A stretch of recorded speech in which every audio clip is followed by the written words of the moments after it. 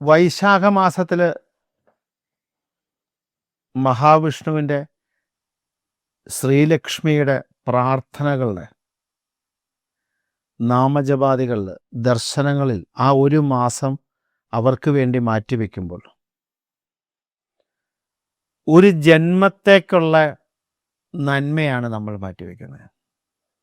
ഒരു ജന്മത്തേക്കുള്ള വൈശാഖ മാസത്തിലെ രാവിലത്തെ ആദ്യം എണീറ്റ് ജലപാനം പോലും കഴിക്കാതെയുള്ള കുളിച്ചാൽ എല്ലാ നദികളുടെയും അംശം നിറഞ്ഞു നിൽക്കുന്ന പുണ്യതീർത്ഥമാണ് ലോകത്തെ നദികൾ എന്നാണ് പറയുന്നത്. അപ്പോൾ രാവിലത്തെ സ്നാനം നിർബന്ധമാണ്. എന്നിട്ട് മതി ബാക്കി കാര്യങ്ങളൊക്കെ. അതിനുശേഷം നിങ്ങൾക്ക് നിങ്ങളുടെ നിത്യത നടക്കുന്ന നിങ്ങൾ ഈ ഒരു മാസത്തിനുള്ളിൽ മിനിമം നമ്മളൊരു 6-7 തവണയെങ്കിലും നമ്മൾ തൊട്ടടുത്തുള്ള മഹാവിഷ്ണുവിൻ്റെയോ ശ്രീകൃഷ്ണൻ്റെയോ ശ്രീരാമൻ്റെയോ നരസിംഹത്തിൻ്റെയോ അമ്പലത്തിൽ പോവുക. അത് ഏറ്റവും മിനിമമാണ്. എല്ലാ ദിവസവും രാവിലെ തൊട്ട അമ്പലം ഉണ്ടെങ്കിൽ 30 ദിവസം പോകാൻ ശ്രമിക്കുക. ഇനി അതും പറ്റിയില്ല, അതും ബുദ്ധിമുട്ടാണ്. അത്രയൊക്കെ ബുദ്ധിമുട്ടെന്ന് പറഞ്ഞാൽ ആഗ്രഹമില്ല എനിക്ക് നന്നാവാൻ എന്നാട്ടോ അതിൻ്റെ അർത്ഥം. വ്യാഴാഴ്ചകളിൽ ദർശനം നടത്തുന്നത് അതിഗംഭീരമാണ്.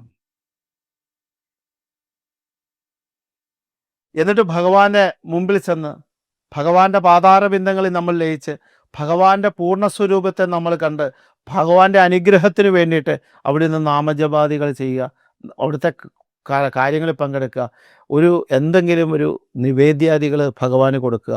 ഇതൊക്കെ ചെയ്യുന്നത് വൈശാഖ മാസത്തിൽ അതിഗംഭീരമാണ്.